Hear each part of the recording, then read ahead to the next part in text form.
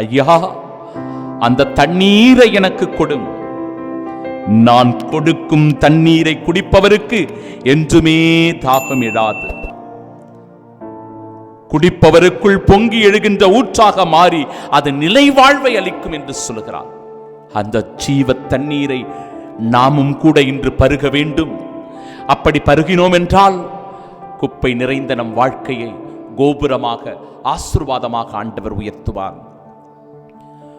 குப்பையான என்னை கோபுரத்தில் வைத்தீரே, உதவாத என்னை உமக்காய் தெரிந்தீரே. குப்பையான என்னை கோபுரத்தில் வைத்தீரே, உதவாத என்னை உமக்காய் தெரிந்தீரே. நீங்கதா எல்லா ஏசப்பா, என் ஏசப்பா, உம்மை விட்டா யாரும் இல்லப்பா.